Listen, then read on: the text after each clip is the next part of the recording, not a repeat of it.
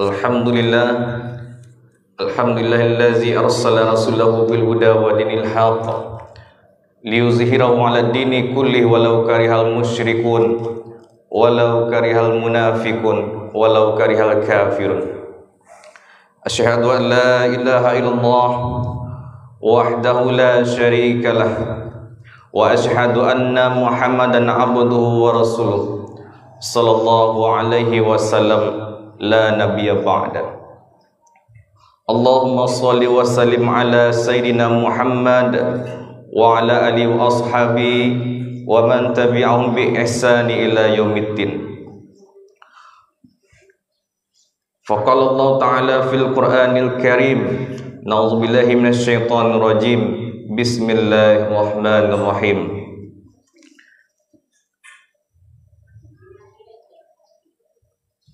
Aqimis salata lidulukis syamsi ila ghasaqil laili wa qur'anal fajr inna qur'anal fajri kana mashhuda. Shadaqallahul azim. Bapak Ibu jamaah salat subuh Masjid Rukis yang dirahmati Allah Subhanahu wa taala, yang sama kita hormati Bapak Pengurus Masjid Rukis beserta perangkat beliau, kemudian kepada Al-Ustadz Imam Masjid Rukis, tokoh agama, tokoh masyarakat, alim ulama, dan tentunya kepada Bapak Ibu jamaah yang dirahmati Allah Subhanahu wa taala.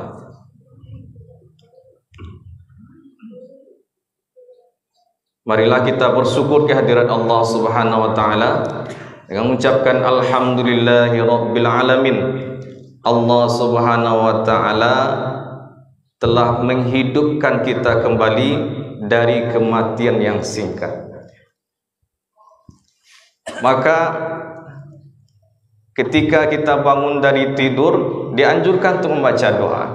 Alhamdulillahilladzi ahyana ba'dama amatana wa ilaihin nusur. Karena memang ketika kita tidur, kita dimatikan sesaat oleh Allah Subhanahu wa taala. Dan terkadang kita tidak heran mendengar suatu kejadian, misalnya ada keluarga ketika bangun tidur justru tidak lagi bangun. Maka alhamdulillah, rasa syukur kita pada subuh kali ini salah satunya adalah Allah Subhanahu wa taala masih mengizinkan kita untuk tetap menunaikan ibadah salat subuh secara berjamaah dan mendengarkan tausiah serta amalan-amalan lainnya. Bapak Ibu yang dirahmati Allah Subhanahu wa taala, salat dan beriring salam semoga senantiasa tercurahkan kepada baginda Rasulullah sallallahu alaihi wasallam yang mengucapkan Allahumma shalli wa sallim ala sayyidina Muhammad. Rasulullah sallallahu alaihi wasallam adalah manusia terbaik. Mulai dari Allah Subhanahu wa taala ciptakan Nabi Adam alaihissalam sampai nanti diciptakannya manusia terakhir yang hidup di hari kiamat, maka manusia yang terbaik dari yang terbaik adalah Rasulullah sallallahu alaihi wasallam. Begitu pula dari nabi dan rasul, di antara nabi dan rasul yang terbaik adalah baginda Rasulullah sallallahu alaihi wasallam.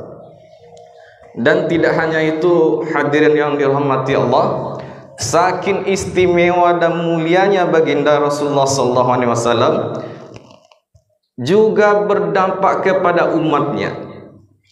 Bahkan dikatakan tidak akan masuk surga umat-umat Nabi terdahulu sebelum masuk surganya umat Nabi Muhammad sallallahu alaihi wasallam. Begitu istimewa dan dimuliakannya umat Nabi Muhammad sallallahu alaihi wasallam. Tidak sampai di situ, hadirin yang dirahmati Allah. Bahkan kemuliaan yang paling penting dari kita sebagai umat Nabi Muhammad SAW tergambarkan ketika suatu majlis Rasulullah SAW bersama para sahabat. Maka diriwayatkan dalam sebuah hadis, ketika Rasulullah SAW bersama majlis bersama para sahabat, di mana ada sahabat utama waktu itu, ada Sayyidina Abu Bakar As-Siddiq, ada Sayyidina Umar ibn Khattab, ada Sayyidina Utsman bin Affan, dan sahabat-sahabat lainnya. Maka ketika dalam suatu majlis, Rasulullah SAW bercucuran air matanya, Bapak Ibu. Bercucuran air mata beliau sampai membasahi jenggotnya.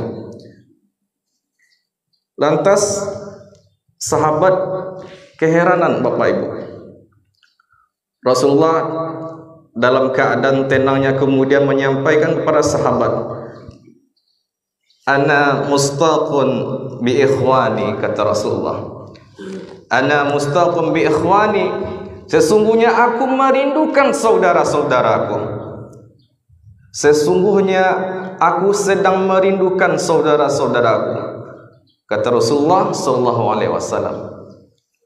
Kemudian sahabat-sahabat bertanya kepada Rasulullah, "Ya Rasulullah, bukankah kami ini saudara-saudaramu ya Rasulullah?" Maka Rasulullah SAW menjawab, "Engkau bukanlah saudara-saudaraku, bal antum ashabi, tetapi kalian ini adalah sahabat-sahabatku." Engkau bukanlah saudaraku, bal antum ashabi, tetapi kalian adalah sahabat-sahabatku. Maka tentu saja sahabat bertanya, "Kalau bukan kami saudaramu ya Rasulullah, maka siapakah saudara-saudara yang kau maksud ya Rasulullah?" Maka Rasulullah SAW menjawab, "Saudara-saudaraku adalah orang yang tidak pernah melihatku, tetapi dia mau beriman kepadaku." Saudara-saudaraku, kata Rasulullah, orang yang tidak pernah melihatku, tetapi dia mau beriman kepadaku. Kemudian dilanjutkan dalam hadis yang lain, bahkan dia solat sebagaimana aku solat, dia berhaji sebagaimana aku berhaji, kemudian melakukan amalan-amalan lainnya sebagaimana aku beramal, kata Rasulullah SAW. Maka sebetulnya Bapak Ibu yang dirahmati Allah SWT, siapa yang dimaksud oleh Rasulullah SAW? Siapa sebetulnya yang dimaksud Rasulullah? Tingginya, utamanya saudara dengan sahabat. Mana yang lebih tinggi Bapak Ibu? Sahabat atau saudara? Maka agak lebih tinggi lagi saudara sedikit, agak lebih dekat saudara. Nah, begitu Rasulullah SAW menahan kerinduannya kepada saudara-saudara yang dimaksud oleh Rasulullah SAW. Yang dimaksud adalah kita yang hadir ini. Salah satu kita yang hadir masjid ini, yang dimaksud, yang dirindukan oleh Allah, oleh Rasulullah SAW. Nah, kenapa? Karena kita termasuk orang yang beriman kepada Rasulullah SAW, tetapi kita tidak pernah berjumpa dengan Rasulullah. Sedangkan sahabat Bapak Ibu berjuang bersama Rasulullah, melihat wajahnya Rasulullah SAW, sehari-hari bertemu dengan Rasulullah SAW. Sedangkan kita tidak pernah berjumpa, tidak pernah melihat wajah Rasulullah. Bahkan jauh lagi 1400 tahun yang lalu, begitu jauhnya kita jaraknya dengan Rasulullah SAW. Jauh sekali Bapak Ibu mati Allah. Tapi apa? Kita beriman kepada Rasulullah, beriman kepada Rasulullah SAW dan ajaran-ajaran yang dibawa oleh Rasulullah. Bapak Ibu jemaah yang dirahmati Allah SWT, kalaulah begitu kerinduan Rasulullah SAW, pertanyaannya sekarang, seberapa besar kerinduan kita pada Rasulullah SAW? Seberapa besar rindu kita kepada Rasulullah SAW? Maka ulama menyampaikan sebagai bukti kita juga rindu kepada Rasulullah SAW adalah dengan banyak-banyak bersolawat Bapak Ibu. Hari-hari, apalagi di hari Jumat, diutamakan banyak bersalawat. Allahumma salli wa sallim ala sayyidina Muhammad. Mudah-mudahan kita dipertemukan oleh Allah SWT di surga bersama Rasulullah sallallahu alaihi wasallam. Amin. Amin ya rabbal alamin. Bapak Ibu yang dirahmati Allah Subhanahu wa taala, kalau ada pertanyaan sekarang Bapak Ibu, ada pertanyaan, siapa orang yang paling kaya di dunia saat ini? Siapa orang yang paling kaya? Sampai detik ini, subuh ini, kira-kira siapa yang paling kaya Bapak Ibu? Nah, banyak sekali jawabannya Bapak Ibu. Bahkan di dunia saat ini ada pula organisasinya, organisasi yang khusus menghitung-hitung kekayaan orang di dunia ini. Dihitungnya siapa yang paling kaya di Indonesia. Dari Sabang sampai Merauke dihitung siapa yang kaya nomor 1, nomor 2, nomor 3, seterusnya. Bahkan sampai internasional di dunia dihitungnya siapa yang paling kaya nomor 1, 2 dan seterusnya. Bapak Ibu yang dirahmati Allah SWT, banyak jawaban kalau ditanya siapa yang paling kaya. Ada majalah Forbes namanya. Majalah Forbes itu tiap tahun merilis siapa yang kaya, berubah terus. Kadang dia nomor 1, kadang nomor 2, yang nomor 2 menjadi nomor 1, berubah terus orang yang paling kaya. Tetapi ketahuilah Bapak Ibu, kita sebagai orang yang beriman kepada Allah Subhanahu wa taala tidak akan menjawab kekayaan sebagaimana kekayaan di dunia hari ini. Karena apa? Kekayaan sebetulnya adalah yang paling kaya orang yang menunaikan 2 rakaat solat sunat sebelum solat subuh. Itu yang paling kaya Bapak Ibu. Kenapa bisa dikatakan orang menunaikan solat sunat 2 rakaat sebelum solat subuh yang paling kaya? Berdasarkan hadis Rasulullah SAW, rakaat al-fajri minat dunya wa ma fiha. 2 rakaat sebelum solat subuh lebih baik dari dunia dan seisinya. Maka insya Allah siapa saja yang menunaikan, mengistiqomahkan, merutinkan solat sunat 2 rakaat sebelum solat subuh setiap harinya, maka insya Allah termasuk orang yang kaya. Memang hari ini tidak dinampakkan dunia dan seisinya. Bagaimana cara menampakkan dunia? Kalau seandainya setiap amalan kita ini, setiap pahala ini diberikan langsung ditunaikan hari ini, nah bagaimana caranya? Pak Ketua Masjid telah melaksanakan solat sunat 2 rakaat sebelum solat subuh, diberikan dunia seisinya. Pak Imam juga melaksanakan solat sunat 2 rakaat, diberikan dunia dan seisinya. Tidak muat dunia ini Bapak Ibu, tidak sanggup menampung bumi ini. Maka orang-orang yang beriman dan meyakininya, dia yakin dan percaya bahwa setiap amalan dan pahala yang diperbuat hari ini akan diganjar nanti di akhirat, di surganya Allah Subhanahu wa taala. Bapak Ibu yang dirahmati Allah Subhanahu wa taala, maka insyaallah pada kesempatan yang mulia ini kita akan mencoba memotivasi diri kita masing-masing kembali mengulang nasihat-nasihat agama, 6 keutamaan solat subuh. 6 keutamaan solat subuh berjamaah. Bapak Ibu yang dirahmati Allah Subhanahu wa taala, dalam hadis tadi disampaikan 2 rakaat solat sunat sebelum solat subuh. Itu baru solat sunat. Bagaimana dengan solat wajibnya, solat subuhnya yang dilaksanakan berjemaah? Tentu lebih besar dari ganjarannya daripada solat sunat. Maka yang pertama, keutamaan daripada solat subuh berjemaah ini terdapat dalam Al-Quran surat Al-Isra ayat 78. Aqimis salata liduluki syamsi ila ghasaqil laili wa qur'anal fajr. Dirikanlah solat dari matahari tergelincir sampai gelap malam, dan dirikanlah pula solat subuh inna Qur'anal fajri kana mashhuda. Bapak Ibu yang mati Allah Subhanahu wa taala, dalam kita menunaikan solat harinya, solat apalagi solat wajib, ada solat subuh, zuhur sampai dengan Aisyah, masing-masing solat itu ada keutamanya Bapak Ibu. Dan tidak kalah pentingnya kita sekarang membahas tentang solat subuh.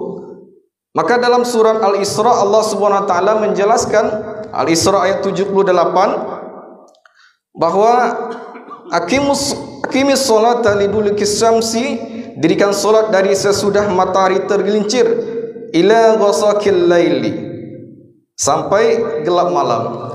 Apa solat yang kita kerjakan dari matahari tergelincir sampai dengan malam? Yaitu solat zuhur, solat asar, solat maghrib, dan solat isya. Wa Qur'anil fajri, dan solat subuh. Inna Qur'anal fajri kana mashhuda, sesungguhnya solat subuh itu disaksikan oleh para malaikat. Nah, di sini secara tafsiran sederhananya ulama menyampaikan, Allah membedakan Bapak Ibu.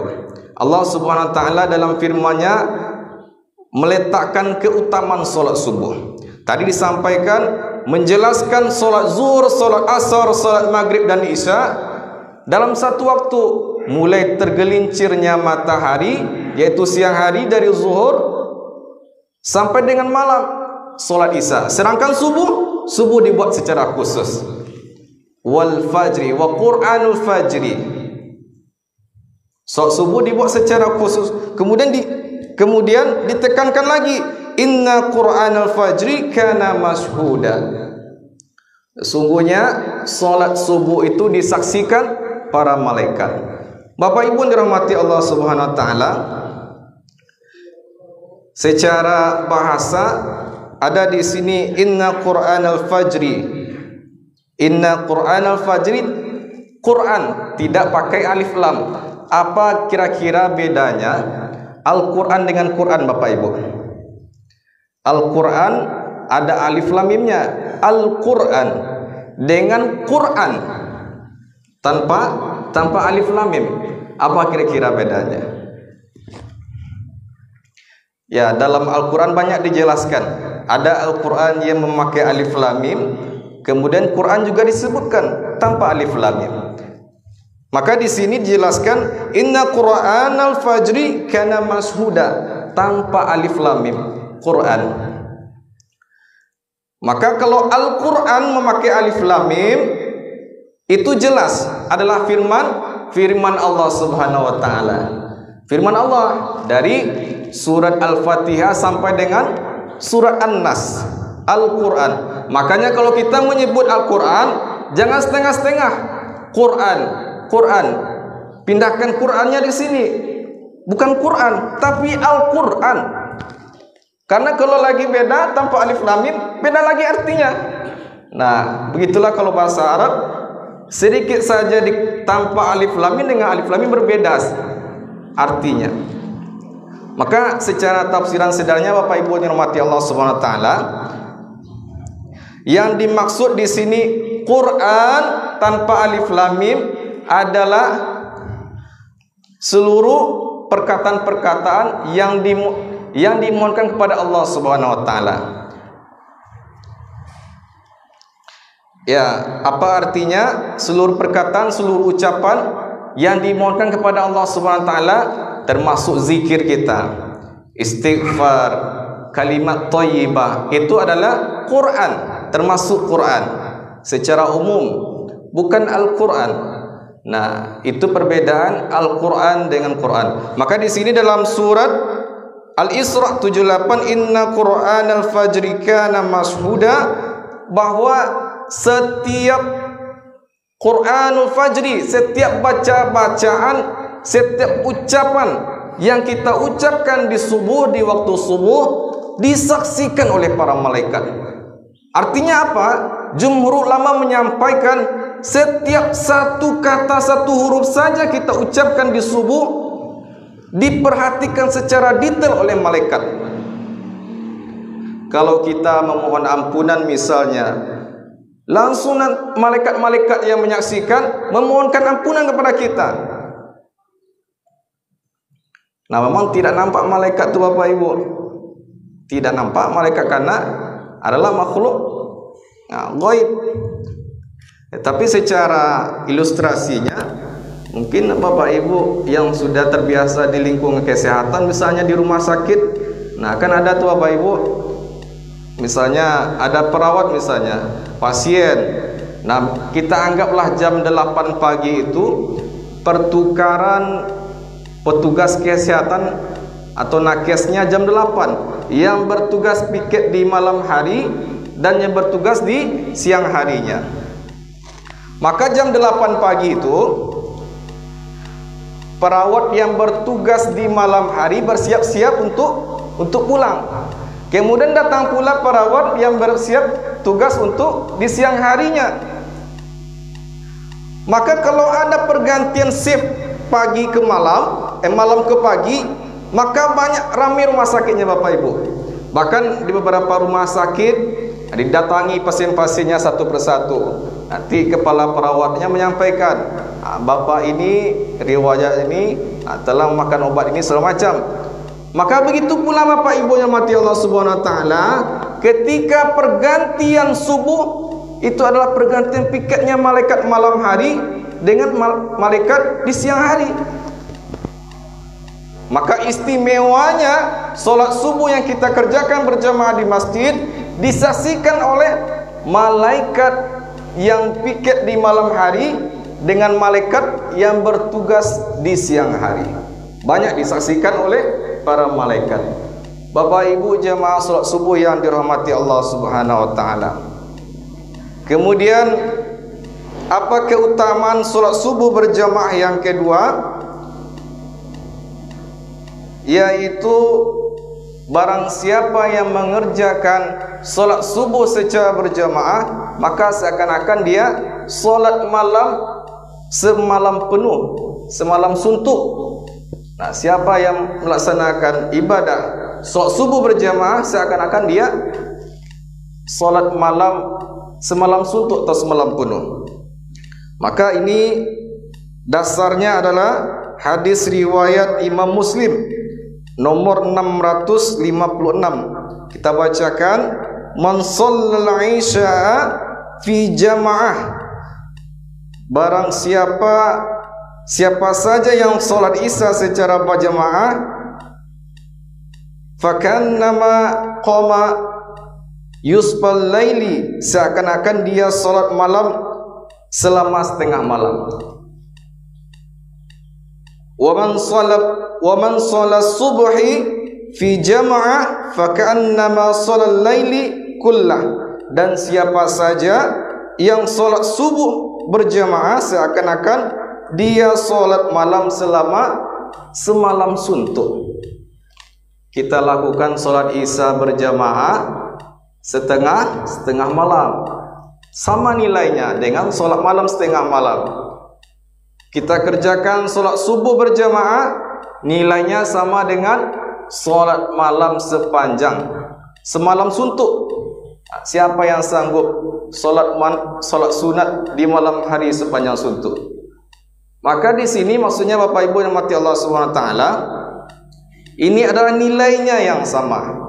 Bukan berarti amalan yang mempunyai nilai yang sama ini bisa menggantikan amalannya aslinya. Maksudnya Bapak Ibu, nah, jangan nanti sampai kita mempunyai cara pandang, kalau sudah solat subuh berjamaah ini sama dengan solat sunat sepanjang malam, maka tidak perlu lagi solat sunatnya. Nah, ini salah pemahaman. Maksudnya di sini adalah mempunyai nilai yang sama, tetapi tidak bisa menggantikan amalan yang dari amalannya aslinya. Itu maksudnya Bapak Ibu. Kemudian keutamaan solat subuh berjamaah yang ketiga, menjadi salah satu penghalang masuk neraka. Menjadi penghalang masuk neraka.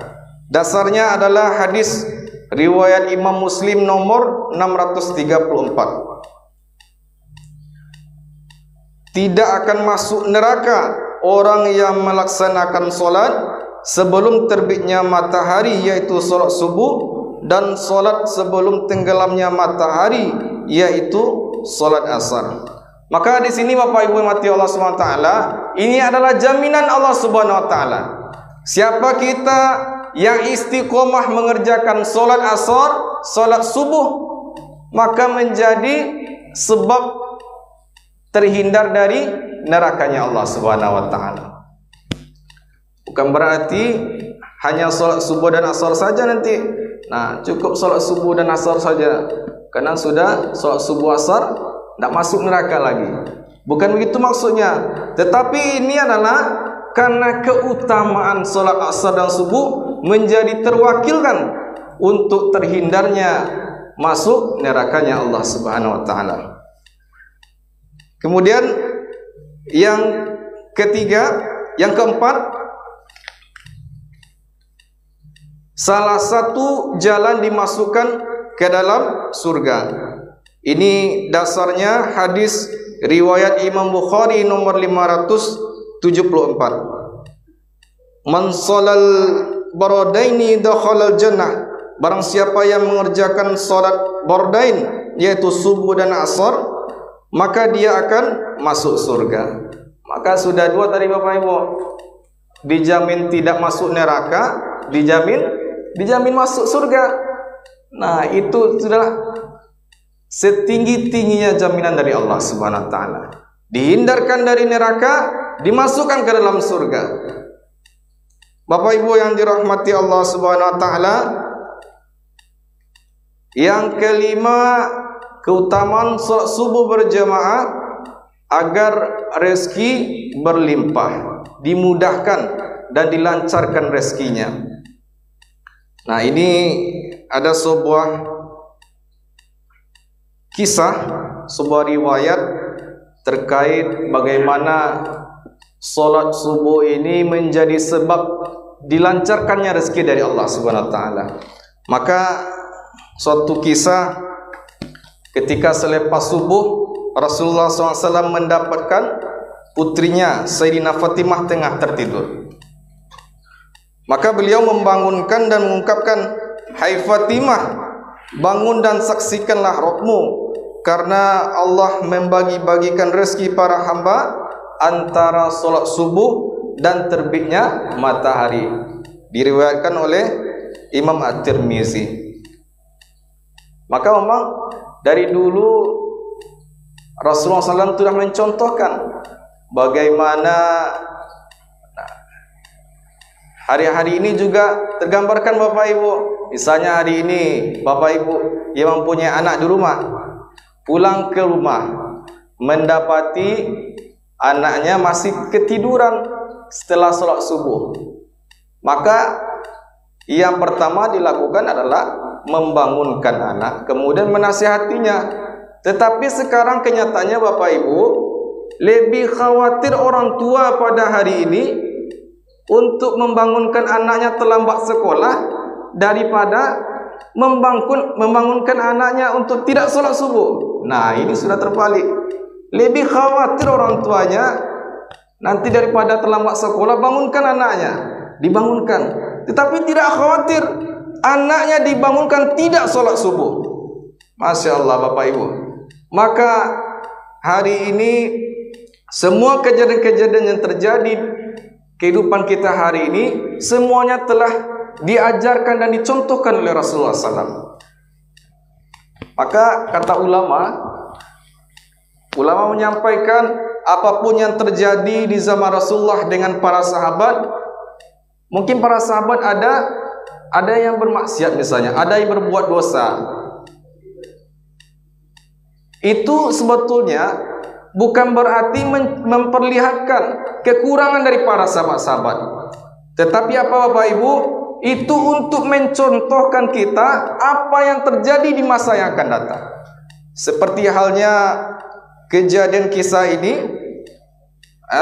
Sayyidatina Fatimah ketiduran subuh. Sebetulnya kalau kita berfikir secara awam, nah bagaimana seorang anak Rasulullah SAW ketiduran sholat subuh?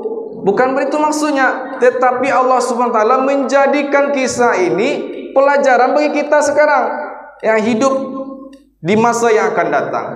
Sehingga dicontohkan, ada sahabat misalnya, ada di zaman Rasulullah mencuri misalnya, maka dipotong tangannya. Maka kalau tidak ada kejadian-kejadian yang janggal, tidak ada dosa-dosa yang diperbuat di zaman Rasulullah, tentu tidak ada yang bisa kita lakukan hari ini sebagai contoh.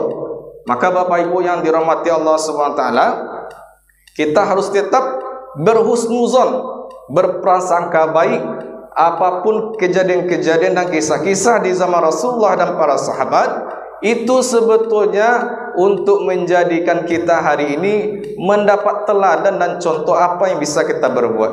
Bapak Ibu yang dirahmati Allah Subhanahu wa taala, yang terakhir yang menjadi utamanya salat subuh berjamaah ini adalah sebagai pembuka dan mengawali aktivitas pagi hari dengan jiwa semangat dan tubuh yang kuat. Nah, makanya Bapak Ibu, orang-orang yang paham misalnya santri-santri tahfiz Quran mengambil waktu yang paling baik untuk menghafal Quran. Begitu pula anak-anak yang mau ujian misalnya di sekolah, ada tes-tes PNS misalnya, kapan waktu yang terbaik untuk belajar? Sebelum subuh. Maka tanyalah Bapak Ibu, orang-orang yang hafal Quran, kapan dia bisa mendapatkan hafalan yang paling baik? Ketika sebelum subuh, bangun dia di malam hari jam 3 jam 4 malam, solat sunat kemudian menghafal. Itu lebih baik, lebih banyak bisa dihafalnya dibandingkan waktu-waktu yang lain. Maka insyaallah Bapak Ibu yang mati Allah SWT, semua dalil-dalil firman Allah SWT dan hadis-hadis tadi menjadi motivasi kita untuk istiqomah melaksanakan subuh berjamaah, apalagi di masjid. Terakhir Bapak Ibu yang mati Allah Subhanahu wa taala, sebuah hadis dari Rasulullah SAW. Ini terkait dengan kegiatan kita hari ini. Alhamdulillah masjid kita ini sebagai contoh bagi masjid-masjid lain untuk bisa memberikan semangat untuk sholat subuh berjamaah, kemudian amalan-amalannya. Apa itu buktinya Bapak Ibu? Dalam sebuah hadis yang diriwayatkan oleh Sayyidina Anas bin Malik radhiyallahu an, man sholal ghadata fi jamaah, barang siapa yang sholat subuh berjamaah, summa qa'ada yazkurullah, kemudian duduk berzikir kepada Allah Ta'ala. Sholat subuh berjamaah, kemudian berzikir kepada Allah. Tadi kita sudah menunaikan sholat subuh berjamaah, apalagi dengan bacaan sholat surat sajadah, maka ini lebih utama lagi. Qa'ada yazkurullah. Nah, ini tausiah agama, ceramah agama, termasuk zikir pada Allah. Tatla'u syamsu summa shalla raka'ataini, hingga terbit matahari, kemudian ia solat 2 rakaat. Kanat lahu ka'ajrin hajjah. Maka barang siapa, maka baginya pahala seperti pahala berhaji wa umrah, pahala haji dan umrah. Kemudian sahabatnya kan Rasulullah berkata, tamah, tamah, tamah, sempurna, sempurna, sempurna. 3 kali Rasulullah SAW mengatakan ibadah haji dan umrah yang sempurna. Nah, seperti tadi disampaikan, bukan berarti dengan hanya nanti sholat sunat Isra kita kemudian tidak perlu lagi berhaji berumrah, bukan begitu maksudnya, tetapi nilainya diberikan nilai yang sama. Bapak Ibu mati Allah SWT, mudah-mudahan dapat kita amalkan, apalagi di hari yang mulia ini, hari Jumat, melaksanakan ibadah sholat subuh berjamaah, kemudian melakukan zikrullah, berzikir pada Allah, salah satunya dengan majelis-majelis ilmu, kemudian solat sunat 2 rakaat, solat Isra. Salat Isra bisa dikatakan juga adalah salat duha di awal. Ada juga ulama mengatakan salat Isra ini berbeda dengan salat duha. Maka yang terpenting adalah bagaimana kita melaksanakannya. Terserah bagaimana istilahnya. Yang jelas Isra adalah setelah tergelincir matahari, setelah terbitnya matahari, maka kita hindarkan solat di waktu yang makruh. Jadi hati-hati Bapak Ibu, ada waktu yang makruh kita melaksanakan solat. Kapan waktu yang makruh? Setelah terbitnya matahari, kira-kira 10 menit. Nah, biasanya di masjid ada waktu Isra. Ada di sini Bapak Ibu? Nah, Isra suruk di jam itu, running text itu biasanya bukan menunjukkan waktu untuk sholat Isra. Nah, hati-hati kita Bapak Ibu. Suruk itu artinya matahari terbit. Kalau matahari terbit, berarti itu adalah waktu yang dimakruhkan untuk sholat. Maka kapan kita menunggu untuk bisa sholat sunat 2 rakaat? 10 menit setelah sholat Isra. 10 menit setelah waktu suruk. Misalnya ada sholat suruk, maka kita tunggu dulu 10 menit baru menunaikan sholat Isra. Bapak Ibu yang dirahmati Allah SWT, mudah-mudahan ini dapat memotivasi kita. Terlebih kami yang menyampaikan untuk tetap beristiqomah melaksanakan 2 rakaat sebelum sholat subuh berjamaah, zikrullah, dan sholat sunat 2 rakaat setelah waktu terbit matahari. Demikian saja Bapak Ibu. Mohon maaf atas segala kekurangan.